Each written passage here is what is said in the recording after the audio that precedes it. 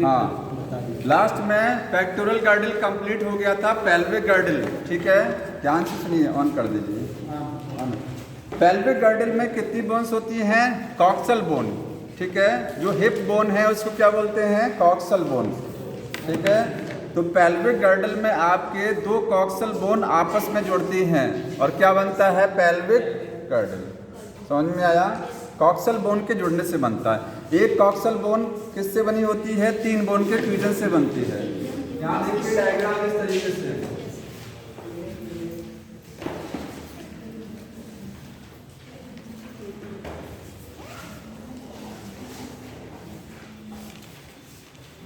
ये coxal bone है। कितनी बोन है इसमें? 3। ये क्या है? एलियम। ये क्या है? एस्चियम। ये क्या है? पीविस। 3 बोन के फ्यूजन से बनी है कॉक्सल बोन। इसको हिप बोन भी बोला जाता है।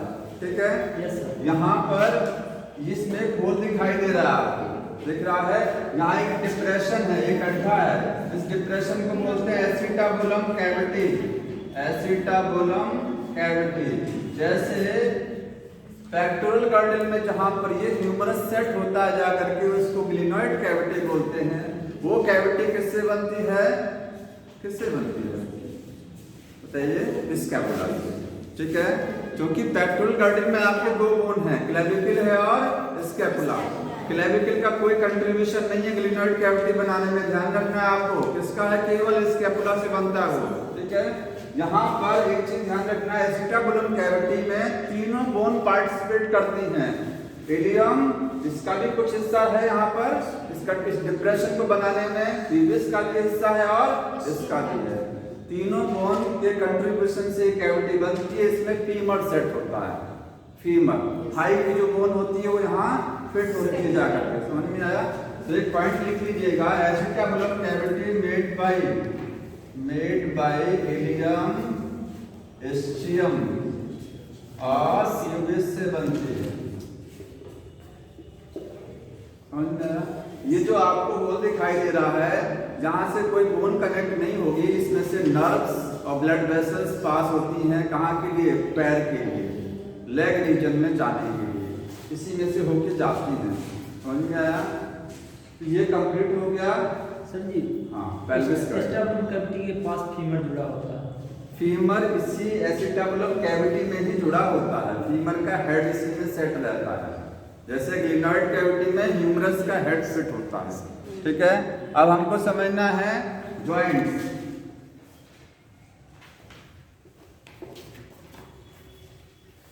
इसमें जो सर पटेला, टिबिया, फ्यूला, ये सब पटेला ये छूट गया है ये। अच्छा, लोअर लेग पर, हाँ लोअर लिम्ब से। अपर लिम्ब बता दिया ना?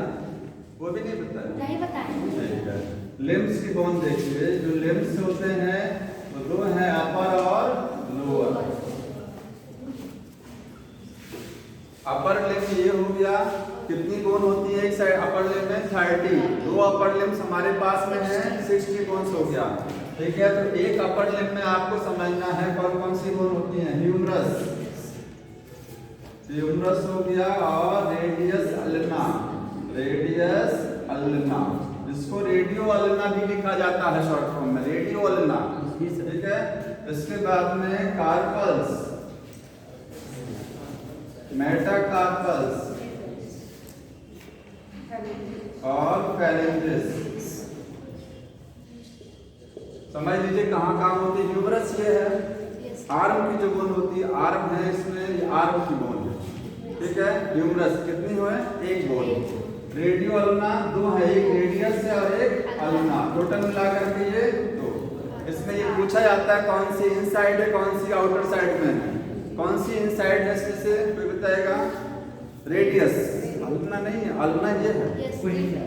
अगर आप ऐसे स्टैंड किए हुए हैं, ये बोन आपके इनसाइड का मतलब बॉडी के एक्सिस के इनसाइड आ रही है, बॉडी की एक्सिस की तरफ है। ये वाली बोन बाहर बॉडी एक्सिस से बाहर आई, आउटर साइड की बोन है। अल्ना ये है, रेडियस ये है। समझ में आ रहा है? ये वाली रेडियस है, इसको क्या बोलते हैं? अल्ना। तो ये इनसाइड है, ये इनर साइड में है, और ये क्या है? अल्ना आउटर साइड में है। ठीक ठीक है, रेडियस अल्ना हो गया। कार्पल रिस्ट बोन 8 होती हैं, 8 है यहाँ पर, ये रिस्ट बोन है।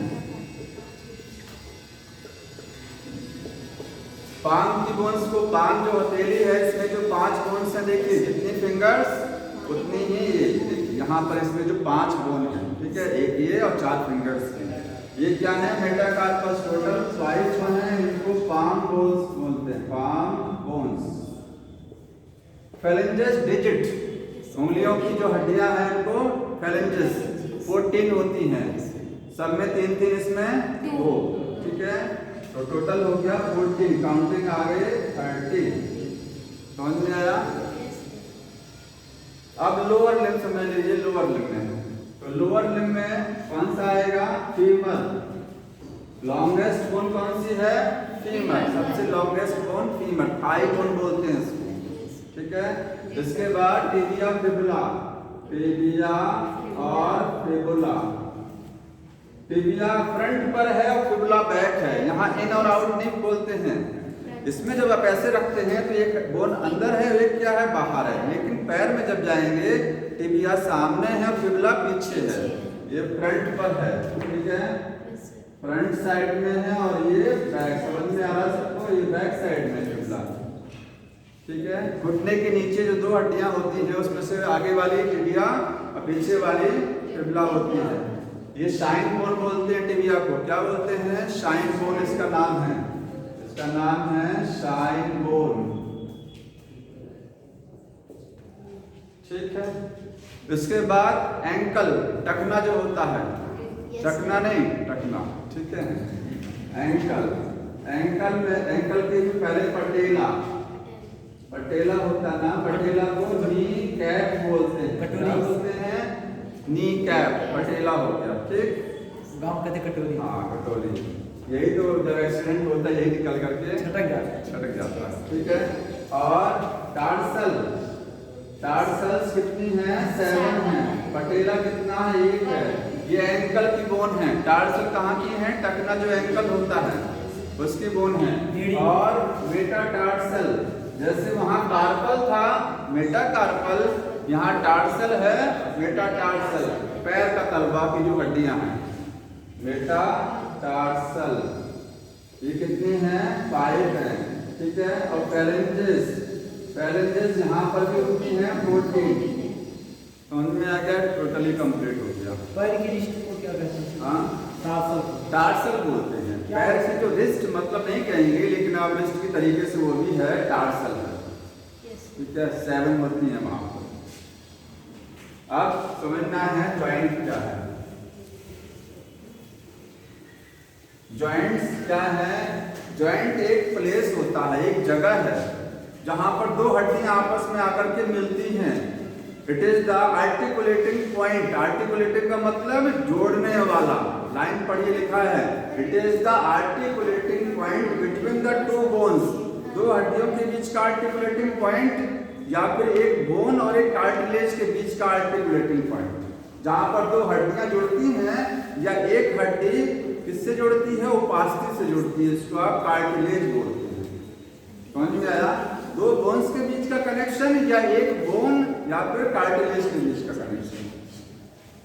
तो ये लाइन अंडरलाइन कर लीजिएगा, ये सबके पास बुक है कि नहीं है ना, बुक सबके पास। देखिए यहाँ लिखने में टाइम वेस्ट होगा, ठीक है, मैंने बोला उसी लाइन को आप अंडरलाइन कर लीजिए बुक में से, ठीक है। Articulating point between the bones and bone and cartilage, ठीक। दूसरा लिखा गया होगा जॉइंट फंक्शन एज फुरकुलम, जॉइंट जो है वो फुरकुलम की तरह काम करता है। फुरकुलम क्या है, जॉइंट फंक्शन एज फुरकुलम लिखा है, देखिए क्या होता है, किसी को पता है, फुरकुलम क्या है, हाँ, जो बच्चों का झूला होता है, जब उस पर ये देखिए, एक इधर बैठता है, एक इधर बैठता है, ऐसे ऐसे होता रहता है ना, बीच में ये पॉइंट है ना, इसी पॉइंट पर तो ये मूव कर रहा है, इसी पॉइंट को फुरकुलम बोलते हैं। यहाँ पर ये जो जॉइंट है, इस जॉइंट की वजह से आपकी बोन क्या कर रही है, मूव कर रही है, ये वाली और ये आपस मूवमेंट चल रहा ना, इसी पॉइंट को, जॉइंट को ही पुरुकुलम समझ लीजिए आप। एक पुरुकुलम की तरह काम करता है जहां पर दो बोन्स आपस में जुड़ती भी हैं और दोनों बोन्स क्या करती है, मूव भी करती रहती हैं। ठीक है, तो पुरुकुलम हो गया ये। जॉइंट में मूवमेंट कैसे होता है, मसल्स के द्वारा। हमारी जॉइंट में जो बोन्स हैं, बोन्स का कनेक्शन क्या है, जॉइंट है। तो जॉइंट मूव कैसे करेगा, जब तक मसल्स में कॉन्ट्रैक्शन नहीं होगा तब तक हमारा जॉइंट मूव नहीं करेगा या हमारी बोन्स मूव नहीं करेगी। ठीक है सर जी, टेंडन लिगामेंट ना कुछ होगा? टेंडन, हाँ क्या है टेंडन, तो बता तो दिए थे टिश्यू वाले में टेंडन क्या होता है, लिगामेंट क्या होता है। यहाँ पर बोन टू बोन, हाँ तो बोन टू बोन जो लिगामेंट है और बोन टू मसल टेंडन होता है। टाइप्स ऑफ जॉइंट कितने टाइप्स के हैं, 3 टाइप के जॉइंट है मेन। पहला कौन सा है, मूवेबल जॉइंट। ऐसा जॉइंट जो मूव नहीं कर सकता है, ऐसा जॉइंट जिसमें कोई मूवमेंट नहीं है, किसी भी प्रकार का कोई मूवमेंट नहीं होता है, इमूवेबल है। इसको आप क्या बोलते हैं, फाइब्रस जॉइंट। फाइब्रस जॉइंट सबसे ज्यादा हार्ड और सबसे ज्यादा टफ जॉइंट यही होता है। ठीक है, बहुत हार्ड है, इसमें हड्डियां आपस में मूवमेंट नहीं करती हैं। फाइब्रस नाम से लग रहा है फाइबर। ठीक है, कोलिजन फाइबर्स होते हैं। इस यहाँ पर इस जॉइंट में आपको बीच में क्या मिलेगा, मतलब ये जॉइंट जहाँ देखने को मिलेगा तो इस जॉइंट में होता क्या है, कोलिजन फाइबर्स होते हैं। ठीक है, लिख लीजिएगा, कंटेन कोलिजन फाइबर्स। एग्जाम्पल क्या है इसका, जो क्रेनियम होता है, ब्रेन बॉक्स, उसमें 8 हड्डियां हैं आपस में जुड़ी हुई हैं। ठीक है, डायग्राम ऐसे बनता है इस तरीके से। ये देखिए, ये फ्रंटल हो गया, ये कौन सी होगी, ऑसिपिटल, ऊपर वाली पैरेटल, ये टेम्पोरल। ये जो मैंने जॉइंट बनाया हुआ है, मतलब सिर में जो ब्रेन बॉक्स है जिसमें ब्रेन सुरक्षित है, ठीक है, ये वाला जंक्शन, ये वाला जॉइंट, देखिए ऑसिपिटल पैरेटल यहाँ जंक्शन से जुड़ रहा है ना, ये फाइब्रस है, ये टॉप है। ठीक है, इसको शूटर्स बोलते हैं। क्या बोलते हैं, शूटर्स। तो लिखेंगे आल्सो कॉल्ड, इसका आल्सो कॉल्ड शूटर्स। ठीक है, एग्जाम्पल कहाँ मिलेगा, इन क्रेनियम। तो क्रेनियम का जॉइंट मूव नहीं करता है। ठीक है, दूसरा कौन सा है, cartilaginous joint. Cartilaginous joint, cartilaginous होता है स्लाइटली मूवेबल, थोड़ा सा मूव करता है। ये एकदम नहीं मूव करेंगे जॉइंट, और ये क्या है, कार्टिलेजिनस स्लाइटली मूवेबल। इसको यहाँ इमूवेबल था, इसको बोलेंगे स्लाइटली मूवेबल। ठीक है, इसमें मूवमेंट होगा। इसमें जॉइंट के बीच में क्या होता है, कार्टिलेज होती है। यहाँ जॉइंट में क्या देखने को मिलता है, कोलेजन फाइबर्स। इसमें जॉइंट में कार्टिलेज नाम से लग रहा है। जैसे दो हड्डियां जहां आपस में जुड़ेंगी, बीच में क्या रहेगा, कार्टिलेज रहेगी। ये है कार्टिलेज। कौन सी वाली कार्टिलेज रहेगी, 3 टाइप की कार्टिलेज होती है, फाइब्रस होता है, इलास्टिक होता है और हाईलाइन कार्टिलेज। ठीक है, इलास्टिक कार्टिलेज रहेगी।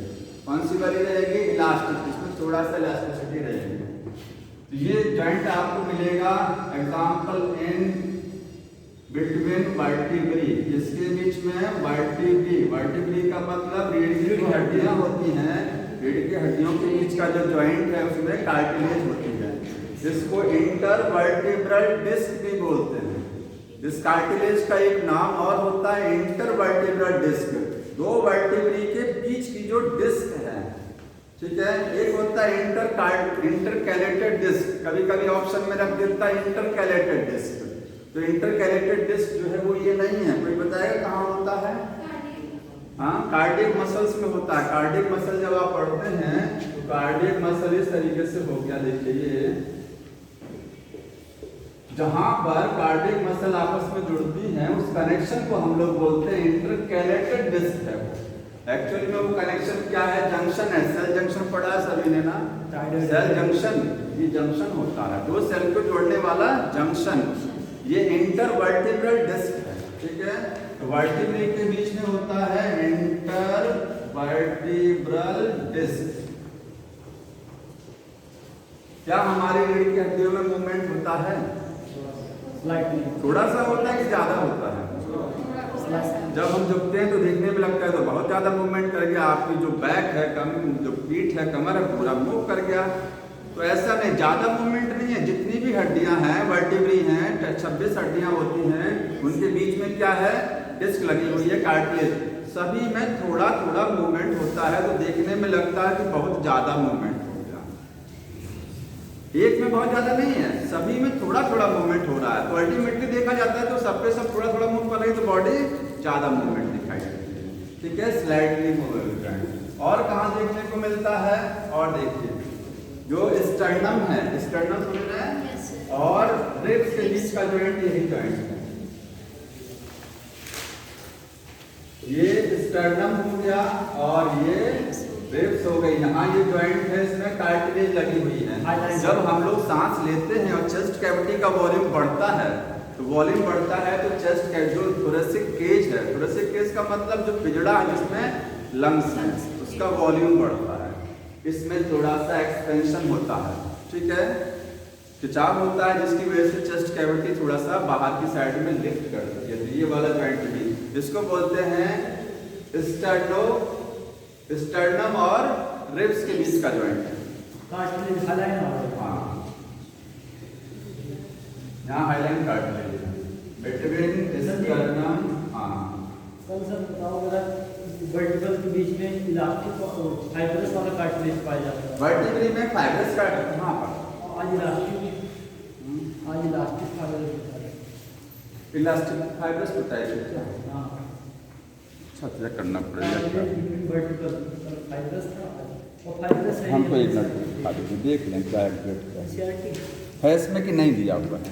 दिया, बताइए, खोजिए कहाँ दिया तो बता दें।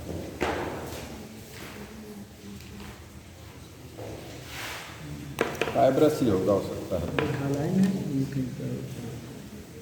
ये तो इधर वाला इसका। हाँ, ये तो हाईलाइन है, ठीक है। वर्टिब्री यहाँ आ गया ना, वर्टिब्री वर्टिब्री।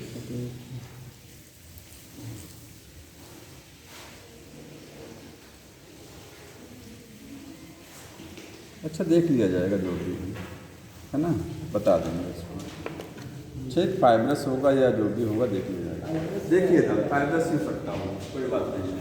स्टर्नम और रिब्स के बीच का जॉइंट क्या हो गया? कार्टिलेजनस, ठीक है। और कहीं होता है ये, हाँ, पेल्विक सिम्फाइसिस में। तीसरा है बिटवीन प्यूबिक बोन्स। ये जो दो प्यूबिक बोन्स आती हैं इस तरीके से, एक ये आया और एक ये आया, ठीक है, यहाँ प्यूबिक सिम्फाइसिस बन रहा है। इसके बीच में जो कार्टिलेज है, ये क्या है? ये वाले, ठीक है। इसमें थोड़ा सा इलास्टिसिटी है, समझ में आ रहा है? ये स्लाइटली मूवेबल, बहुत ज्यादा मूव नहीं करता है। डिलीवरी ऑफ चाइल्ड जब होता है, जब चाइल्ड की बर्थ होती है, तो ये एरिया थोड़ा सा एक्सपेंड करता है, क्योंकि इस कार्टिलेज में थोड़ा सा एक्सपेंशन होता है, ठीक। अब तीसरा जॉइंट कौन सा है? साइनोवियल। अगला जॉइंट जो है वो है, मैं इसको हटा दे रहा हूँ, ठीक, लिखिए सुनना, देखिए। थर्ड लिखेंगे फ्रीली मूवेबल जॉइंट। ऐसा जॉइंट जो फ्रीली मूव कर सकता है उसको बोलते हैं साइनोवियल जॉइंट, ठीक है। बताइए, हमारी बॉडी में सबसे ज्यादा जॉइंट कौन से हैं? यही वाले हैं। ये are the most common joint हैं, ठीक है, सबसे ज्यादा यही मिलेंगे, मोस्ट कॉमन।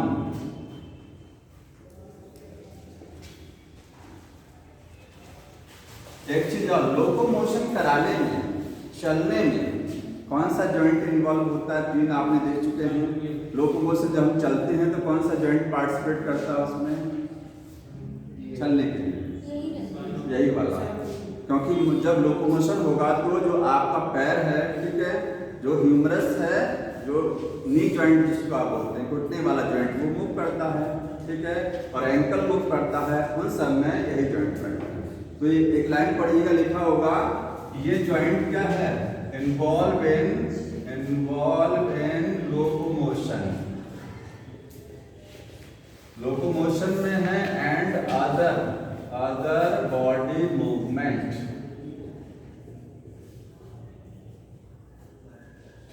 लोकोमोशन के साथ साथ बॉडी में और भी जो मूवमेंट हो रहे हैं, जैसे ये मूवमेंट हो रहा है, ठीक है, इसके लिए भी यही जॉइंट है। अब इसमें टाइप्स हैं, तो पहला इसमें एग्जाम टाइप्स कौन कौन से देखिए। टाइप्स में पहला है हिंज जॉइंट, एक चीज और साइनोवियल, ये साइनोवियल जॉइंट को साइनोवियल क्यों बोलते हैं, बिकॉज देखिए ऐसे जैसे ये एक बोन है, ये दूसरी बोन हो गया, ठीक है, दो बोन के बीच में साइनोवियल जॉइंट बन रहा है, तो यहाँ पर आपको इस प्रकार के ऐसे जॉइंट में आपको बीच में एक कैविटी मिलेगी, उसको बोलते हैं साइनोवियल कैविटी, और इस जॉइंट के ऊपर एक मेम्ब्रेन होती है, उसको बोलते हैं साइनोवियल मेम्ब्रेन, ठीक है। उसी मेम्ब्रेन में फ्लूइड भरा होता है, साइनोवियल फ्लूइड। ओल्ड एज में जाने पर बोन्स में फ्रिक्शन जनरेट होता है, बुढ़ापे में हड्डियां जो होती हैं जॉइंट की आवाज करती हैं, क्योंकि ये लिक्विड जो यहाँ पर भरा है ये कम होने लगता है, ठीक है। तो इसमें आपको साइनोवियल मेम्ब्रेन नजर आएगी जॉइंट पर, और उसमें एक कैविटी होती है, कैविटी अंदर है, इसको साइनोवियल कैविटी, उसमें लिक्विड है, साइनोवियल फ्लूइड होता है, ठीक। इसके टाइप में है हिंज जॉइंट। हिंज जॉइंट कौन सा जॉइंट है, जो दरवाजे में जो कब्जा लगा होता है, जिसको कब्जा संधि बोलते हैं। सर एक ही टाइप होगा, एक ही साइड में मूवमेंट हो रहा, देखिए ये वाला मूवमेंट एक ही साइड में है, ठीक है। तो कहाँ पर मिलेगा, एल्बो, एग्जाम्पल क्या है इसका, एल्बो जॉइंट, एल्बो मिलेगा। और कहाँ मिलेगा, इंटरफेरेंजेस, ये जो फेरेंजेस हैं, उंगलियां हैं, इनकी जो हड्डियां हैं, इस पर ये जो जॉइंट देख रहे हैं, इंटरफेरेंजेस, फेरेंजेस के बीच का एक फेरेंजेस ये हुआ, दूसरा ये हुआ, ये वाला जॉइंट इंटरफेरेंजेस, इंटरफेरेंजेस जॉइंट। और कहाँ मिलेगा, नी जॉइंट, घुटने का जो जॉइंट होता है, ठीक है, नी जॉइंट, ठीक, ये हिंज हो गया। अगला है पाइवट जॉइंट। तो पाइवट जॉइंट जो मैंने आपको वर्टिब्री जो बता रहे थे, तो फिर से देख लीजिए एक बार वर्टिब्री में क्या था। देखिए पहली वर्टिब्री एटलस, एटलस वर्टिब्री इस तरीके से है, एटलस में एक होल है, सारी वर्टिब्री में होल होता है, ये होल ऊपर बना रहे हैं, ये जो ऊपर मैंने होल बनाए ये सभी वर्टिब्री में देखने को मिलेगा। इस होल के रास्ते स्पाइनल कॉर्ड पास होती है, क्या पास होता है, स्पाइनल कॉर्ड, मेड क्या बोलते हैं इसको, मेड बच्चे शायद ना हिंदी में ऐसे कुछ बोलते हैं, ठीक है। इसमें स्पाइनल कॉर्ड पास होती है, लेकिन एटलस वर्टिब्री जो पहली है उसमें एक बड़ा सा होल है, ठीक है, इसको ऑडेंटॉइड फोसा बोलते हैं, क्या बोलते हैं, ऑडेंटॉइड फोसा। दूसरी वर्टिब्री कौन सी है, एक्सिस, ये एक्सिस है, ठीक है। तो एक्सिस वर्टिब्री में एक प्रोजेक्शन होता है, एक उभार होता है, इसमें भी आपको एक होल नजर आएगा, जिसके थ्रू क्या पास होगा, स्पाइनल कॉर्ड पर सब में है, लेकिन इसमें एक एक्स्ट्रा उभार है, ये उभार इसके होल में सेट होता रहता है, ठीक है। तो एटलस और एक्सिस के बीच का ये जो जॉइंट है, ये क्या है, पाइवट जॉइंट है। जो आटा, जो पुराने जमाने में अभी है, आटा पीसने वाला जो होता है चक्की, उसमें किस तरीके का प्रोजेक्शन निकला होता है नीचे वाले पे, और ऊपर वाला इस तरीके से सेट हो जाता है, ठीक, ये है। और ये समझ रहे हैं, ये पाइवट जॉइंट, इसको बोलते हैं एटलेंटो एक्सियल जॉइंट। नाम क्या है इसका दूसरा, जैसे पाइवट और भी जगह पर, दो जगह पाइवट है बॉडी में, एक तो यहाँ है, तो इसका नाम है एटलेंटो एक्सियल। एटलेंटो का मतलब एटलस और एक्सिस के बीच का जॉइंट, एटलेंटो एक्सियल जॉइंट, समझ रहे हैं। तो पाइवट जॉइंट दो जगह देखने को मिलता है, एक है बिटवीन एटलस एंड एक्सिस, तो यहाँ पर जो इसका नाम होता है उसको बोलते हैं एटलेंटो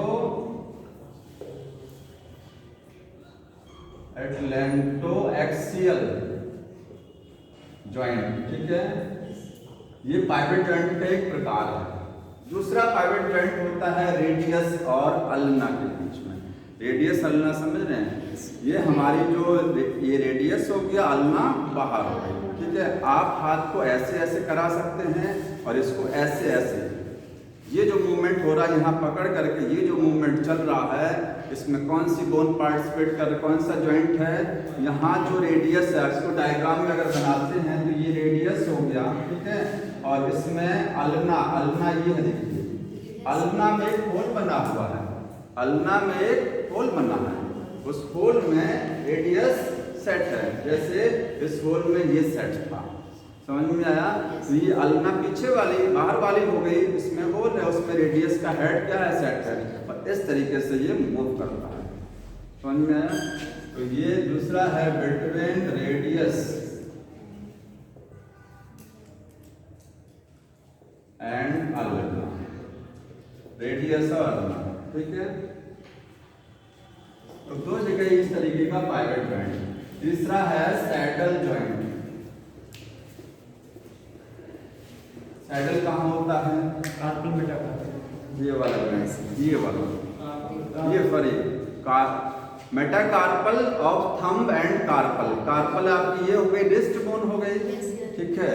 और इसमें मेटाकार्पल ऑफ थंब समझ रहे हैं, ये अंगूठा, इसकी मेटाकार्पल ये वाली, इतनी हड्डी क्या है? मेटाकार्पल है ये वाली, इसके और कार्पल यहाँ पर है, इसके और कार्पल ये वाला जॉइंट, जहाँ से अंगूठा ऐसे मूव करता है, ठीक है, यहाँ से मूवमेंट चल रहा है इसका। ये जॉइंट कौन सा है? Saddle joint.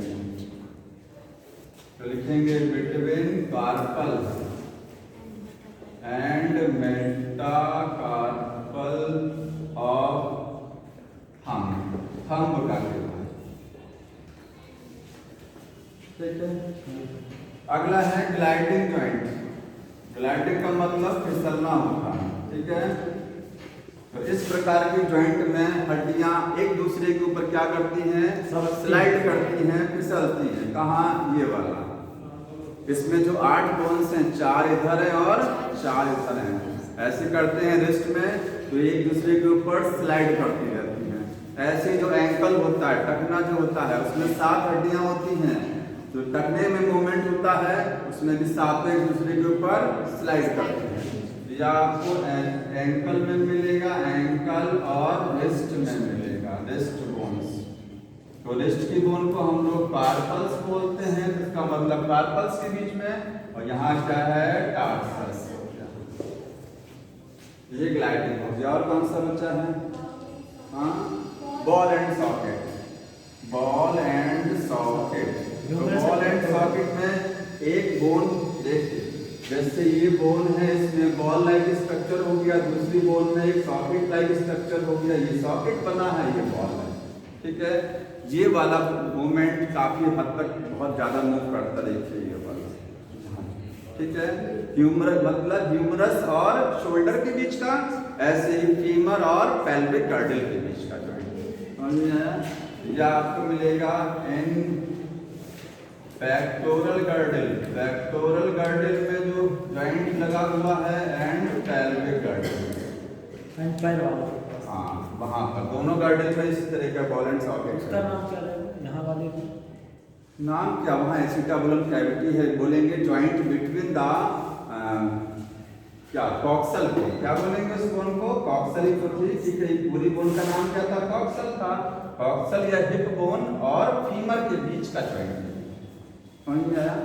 और यहाँ पे ये है ह्यूमरस और स्कैपुला के बीच का जॉइंट।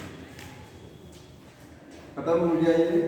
अब डिसऑर्डर देखिए, एसिटाबुलर कैविटी के पास, हाँ एसिटाबुलर कैविटी में होता है जॉइंट। तीसरा का दूसरा डिसऑर्डर, इसको बुक से आप अंडरलाइन कर दीजिएगा, डिसऑर्डर्स ऑफ स्केलेटल सिस्टम। इसको नोट मत करिएगा, सब उसी में है, ऐसे बताएंगे स्केलेटल सिस्टम से संबंधित क्या क्या डिसऑर्डर होते हैं। तो पहला डिसऑर्डर कौन सा लिखा हुआ है? मायस्थेनिया ग्रेविस, ठीक है। मायस्थेनिया ग्रेविस क्या है? एक ऑटो इम्यून डिसऑर्डर है, वो देखते रहिएगा, हम बोल रहे हैं। मायस्थेनिया ग्रेविस लिखा है पहला डिसऑर्डर।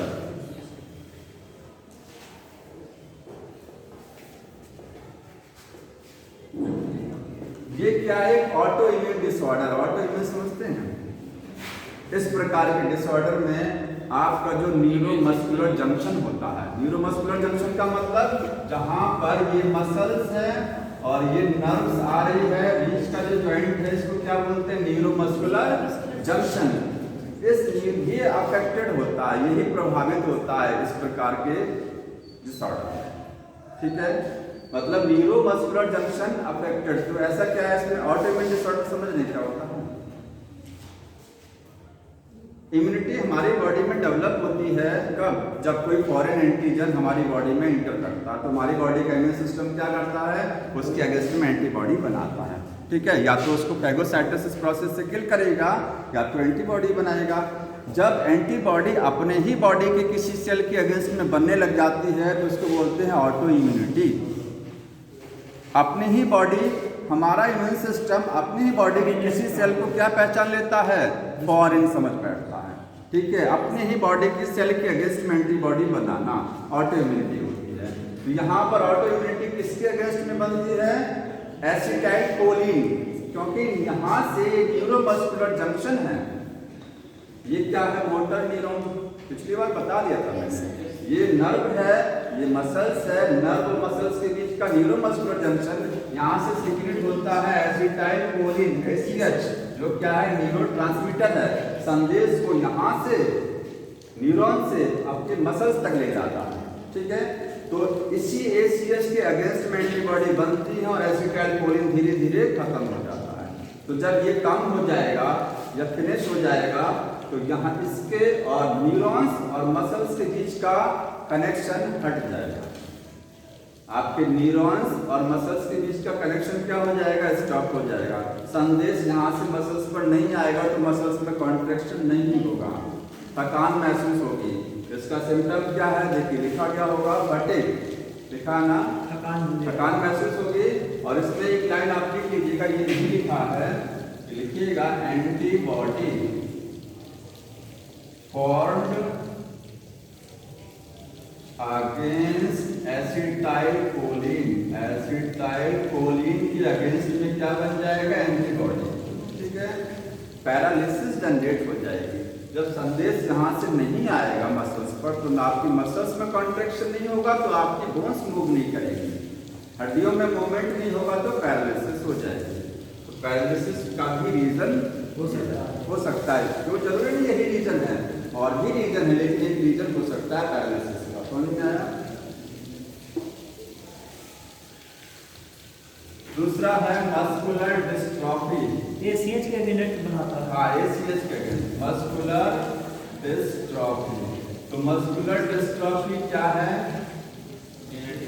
ये जेनेटिक डिसऑर्डर है। ठीक है, इन्फॉर्म है, बचपन से होता है। इसमें आप लिख लीजिएगा, ये लिखा है x linked recessive disorder. Genetics में पढ़े होंगे ये, एक्स लिंक्ड और वाई लिंक्ड पढ़े हैं, जेनेटिक्स अभी चल रहा है, भूल गए। ऐसा डिसऑर्डर, ऐसा जेनेटिक बीमारी जिसमें एक्स क्रोमोसोम प्रभावित होता है, उसको बोलते हैं एक्स लिंक्ड डिसऑर्डर। डिसऑर्डर दो प्रकार के होते हैं, एक डोमिनेंट डिसऑर्डर होता है, रिसेसिव। मान लीजिए अगर कोई जेनेटिक बीमारी आपके माता पिता में है और आप में भी आ गई है और आपके बच्चों में भी जाएगी, ये होता है डोमिनेंट डिसऑर्डर। और जो भी जेनेटिक बीमारी एक या दो जनरेशन को स्किप कर देती है उसको आप रिसेसिव बोलते हैं। मेंडल वाले में पढ़े हैं ना, रिसेसिव ट्रेट हर जनरेशन में नहीं आता है, डोमिनेंट ट्रेट हर जनरेशन में दिखाई देता है। समझ में आ रहा है। तो ये एक्स लिंक्ड है और रिसेसिव भी है, डोमिनेंट। एक सेकंड, क्लियर है, उसमें नहीं है, इसमें नहीं लिखा है। आप क्लियर हैं, डोमिनेंट है। अच्छा अच्छा, चेक कर लेते हैं एक मिनट, ये हो सकता है डोमिनेंट हो।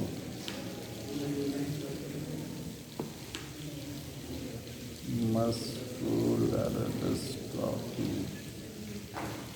देख ले रहे हैं।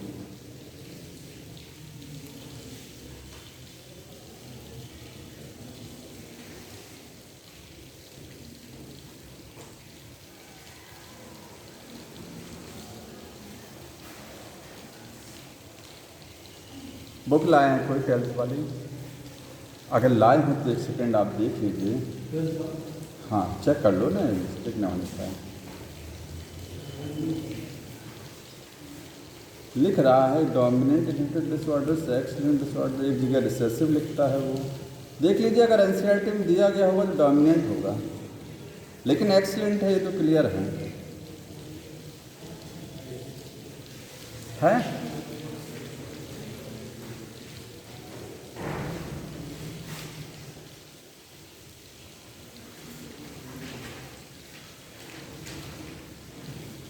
कई जगह लिखता है एक्सीलेंट रिसेसिव डिसऑर्डर।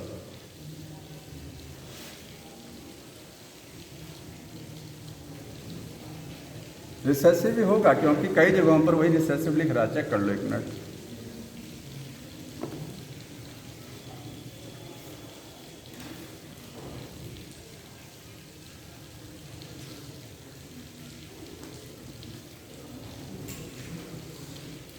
या तो हो सकता है अगर आपके डोमिनेंट दिया गया होगा, क्योंकि मैंने अभी देखा नेट पर देखा, इसमें आपको हर जगह मैक्सिमम जगह रिसेसिव लिखता है उसको। एक बार आप चेक कर लीजिएगा बुक को, ठीक है। हो सकता है डोमिनेंट में भी कहीं आती हो, क्योंकि टाइप होते हैं ना कई, ठीक है। इसको देख लीजिएगा। देखिए मस्कुलर डिस्ट्रॉफी एक्सीलेंट डिसऑर्डर है, ठीक है। इसको देख लीजिए क्या है, इसमें क्या है, जेनेटिक डिसऑर्डर है। इसमें आपकी जो मसल्स होती हैं वो डीजनरेट होने लगती है। डीजनरेट का मतलब खत्म होने लगती है, डेंसिटी कम हो जाती है, मसल्स का वजन कम होने लगता है, ठीक है। यहाँ लिखेंगे मसल्स डीजेनरेटिव डिसऑर्डर है।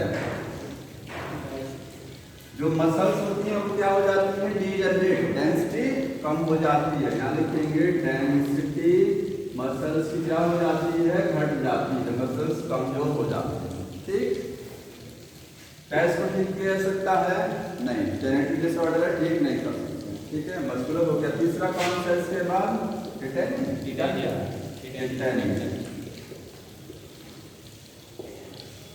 एक होता है टिटेनस और एक होता है टिटेनी, दोनों में डिफरेंस है, समझ में आया। टिटेनस होता है बैक्टीरिया से, किससे है, बैक्टीरिया, क्लोस्ट्रिडियम टिटेनाई। और ये टिटेनी है, ये होता है due to the low calcium level, hypocalcemic condition. जब कैल्शियम का लेवल आपके बॉडी फ्लूइड में कम हो जाएगा, बॉडी फ्लूइड का मतलब ब्लड, ठीक है, तो टिटेनी जनरेट होगा, क्योंकि कैल्शियम की वजह से ही हमारी बॉडी की मांसपेशियों में कॉन्ट्रैक्शन और रिलैक्सेशन होता है। तो कॉन्ट्रैक्शन रिलैक्सेशन प्रॉपर नहीं होगा, वाइल्ड हो जाएगा। लाइन लिखी गई है, पढ़िए, वाइल्ड कॉन्ट्रैक्शन। वाइल्ड का मतलब एबनॉर्मल, नॉर्मल नहीं रहेगी, ठीक है। वाइल्ड या स्पाम, ये भी वर्ड लिखा गया है, स्पाम या wild contraction in the muscles. मतलब इसका सिम्टम क्या है, कारण क्या है, low calcium level, low calcium in body fluid. Body fluid में कैल्शियम कम होगा तो ये प्रॉब्लम जनरेट होगा। सिम्टम इसका है स्पाम या वाइल्ड कॉन्ट्रैक्शन इन मसल्स। टिटेनस का सिम्टम होता है sustainable contraction in the muscles without any relaxation. मतलब जब टिटेनस होता है तो बॉडी, देखिए इसमें बॉडी में एटन आते हैं, उसमें भी आते हैं, वहाँ कुछ ज़्यादा ही आ जाता है टिटेनस वाले केस में, क्योंकि बॉडी में कॉन्ट्रैक्शन लगातार हो रहा होता है बिना किसी रिलैक्सेशन के। रिलैक्सेशन नहीं है, जैसे मान लीजिए आपके ब्रेन ने सिग्नल भेजा कॉन्ट्रैक्शन के लिए, कॉन्ट्रैक्शन हुआ, फिर रिलैक्सेशन भी तो होता है। तो टिटेनस में क्या होता है, लगातार सिग्नल पहुंचता रहता है, लगातार सिग्नल पहुंचता रहता है, ठीक है। रिलैक्सेशन का टाइम नहीं मिलता है, तो जब लगातार सिग्नल जा रहा है तो क्या हुआ, लगातार कॉन्ट्रैक्शन होता रहता है। टिटेनस में बॉडी क्या हो जाती है, अकड़ जाती है, सर ये है। अगर लोहे से कट के अगर सुई ना लगवाए तब भी टिटनस होना कंफर्म है, क्या कहते टिटनस हो सकता है एकदम। टिटेनस का एक बार, टिटेनस देखिए ऐसा नहीं है, आपको जो जंग लगा, रस्टेड आयरन होना चाहिए, उसका बैक्टीरिया जो होता है मिट्टी में रहता है। क्या बोलते हैं, एक्सीडेंट अगर हो जाए तो ही, अगर मान लीजिए गिट्टी तक लग जाए तब भी टिटेनस लगवा लेना चाहिए, कोई लोहे से कुछ उसका ज़्यादा लेना देना नहीं। हाँ, यह रस्टेड आयरन पर उसके बैक्टीरिया के रहने के चांस कुछ ज़्यादा होते हैं, ठीक है। बैक्टीरिया रहता है मिट्टी में, सॉइल में ही रहता है, समझ में आया। तो कोई भी मान लीजिए ऐसा कुछ होता है, बॉडी में कहीं कट लगता है, सॉइल का कंटामिनेशन हुआ है, तो तुरंत इंजेक्शन लगवाना चाहिए। और सर चोरी करके कटहल पका देते तो सरिया में घुसेर के इसको रख देते। अच्छा, तो बाकी अगर आप जो है आयरन को हीट करके और काट लीजिए तो टिटनेस नहीं होगा, क्योंकि हीट करने से उस पर कोई भी इन्फेक्शन है वो ऑलरेडी हट जाएगा। ठीक है, टिटेनिंग हो गया। अगला कौन सा लिया हुआ है इसके बाद? आर्थराइटिस। तो आर्थराइटिस देख लीजिए। आर्थराइटिस का मतलब होता है इन्फ्लामेशन, जहां पर आइटिस वर्ड सफिक्स लग जाए। सफिक्स क्या है इसमें? आइटिस। आइटिस का मतलब इन्फ्लामेशन, इन्फ्लामेशन का मतलब स्वेलिंग। ये है इन्फ्लामेशन ऑफ ज्वाइंट। क्योंकि एक जो वर्ड है आर्थ्रोस, आर्थ्रोस का मतलब होता है joint. Study of joint called arthrology. Arthrology क्या है? ज्वाइंट के अध्ययन को बोलते हैं। यहाँ आर्थ्रो प्रीफिक्स लगा है और आइटिस लगा है सफिक्स। तो आर्थ्रो का मतलब ज्वाइंट और आइटिस का मतलब इन्फ्लामेशन। ज्वाइंट पर सूजन आ जाती है। ठीक है, आर्थराइटिस किसी भी ज्वाइंट पर हो सकता है। यहाँ तक कि आपकी जो फिंगर्स दिखाई दे रही हैं, इस पर आर्थराइटिस जब होती है तो ये फिंगर्स का ये जो ज्वाइंट है ये स्वेल कर जाएगा, रेडनेस हो जाएगी। ठीक है, स्किन लाल हो जाती है, ज्वाइंट फूल जाता है, पैर में हो जाएगा। गठिया जो होता है वो एक प्रकार का, वो भी क्या आर्थराइटिस ही है। सर तो चोट लगने फूल नहीं होता? चोट लगने वाला नहीं है। ठीक है, इसका कारण बता रहे हैं कैसे होता है। तो इन्फ्लामेशन होगा ज्वाइंट पर। ज्वाइंट आसानी से मूव नहीं करेगा, ज्वाइंट को मूव कराने में प्रॉब्लम क्रिएट होगा, ज्वाइंट टफ हो जाता है। क्या हो जाता है? टफ, हार्ड हो जाएगा। ठीक है, आर्थराइटिस कितने प्रकार होते हैं? 3 टाइप हैं इसके। ऑस्टियोआर्थराइटिस, उसको नोट कर लीजिएगा, ये दिया है ऑस्टियोआर्थराइटिस। ठीक है, दूसरा है रूमेटॉइड, रूमेटॉइड आर्थराइटिस, और थर्ड क्या है? गाउटी आर्थराइटिस।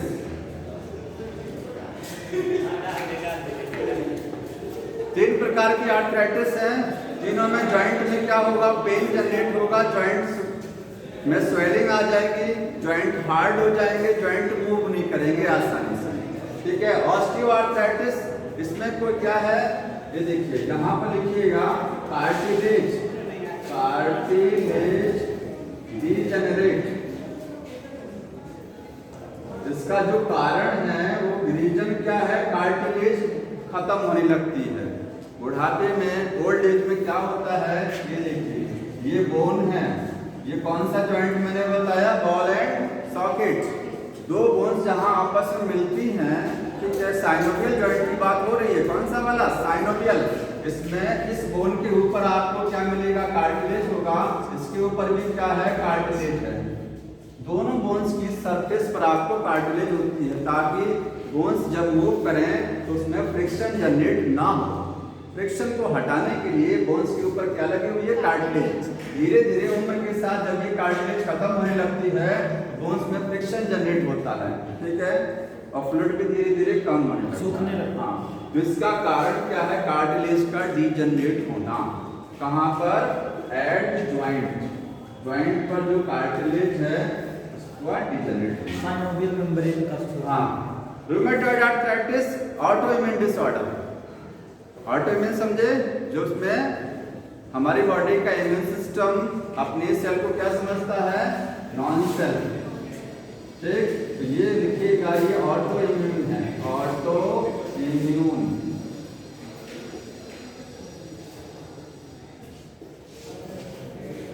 ऑटोइम्यूनिटी से जनरेट होता। ठीक है, तीसरा है गाउटी आर्थराइटिस। ये यूरिक एसिड, जिसको आप गठिया बोलते हैं। ठीक है, इसमें यूरिक एसिड का क्रिस्टल जमा हो जाएगा। कहाँ? घुटने में। ठीक, घुटने का जो जॉइंट है वहां पर यूरिक एसिड के क्रिस्टल्स जम जाएंगे। तो ये होता है due to uric acid.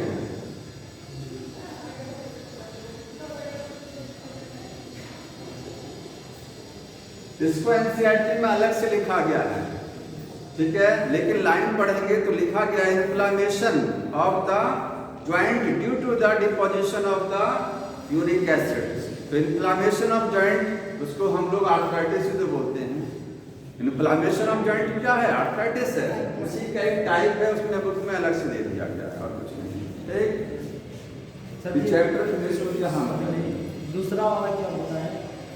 Autoimmune disorder. इसके अगेंस्ट बनाता अपने बॉडी के हाँ, अपने जैसे ज्वाइंट पर जो सेल्स होती हैं उसी के अगेंस्ट बनाएगा। ठीक है, और भी है सर। आप कुछ क्वेश्चन और क्या है? हाँ, एक और बचा हुआ है, एक और समझ लीजिए। ऑस्टियोपोरोसिस,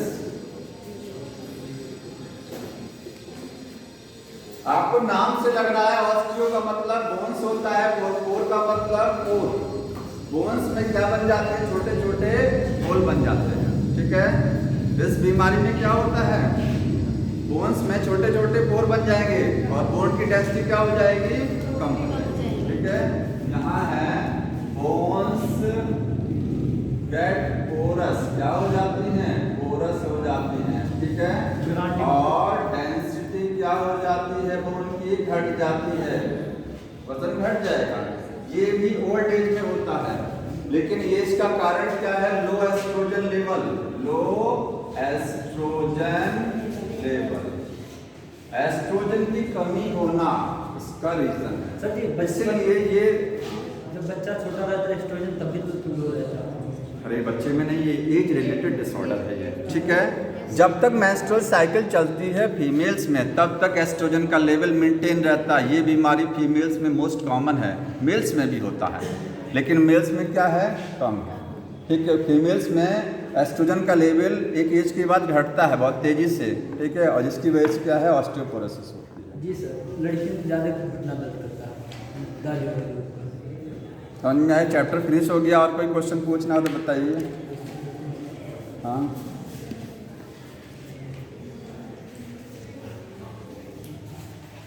बुक है, पूछ लें इससे। एक मिनट रुक के, तो आप उसको देख लीजिएगा, वो एक्स लिंक डोमिनेंट है कि रिसेसिव है, वैसे देखिए बता देंगे उसको हम। अगली बार जो चैप्टर स्टार्ट करेंगे न्यूरल कंट्रोल एंड कोऑर्डिनेशन। ठीक है, 2 चैप्टर इस बुक से और बचे हुए। सुनते रहिए ध्यान से। ये लास्ट ईयर वाले क्वेश्चन देते हैं तो जो लास्ट ईयर आए EYT वाला। हाँ, कहाँ गया? देखिए ध्यान सुनिएगा।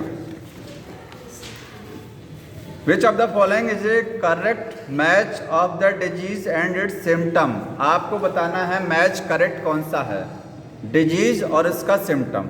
मस्कुलर डिस्ट्रॉफी, आगे लिखा हुआ auto immune disorder causing the progressive degeneration of the skeletal muscles, सही है। मस्कुलर डिस्ट्रॉफी में क्या होता है?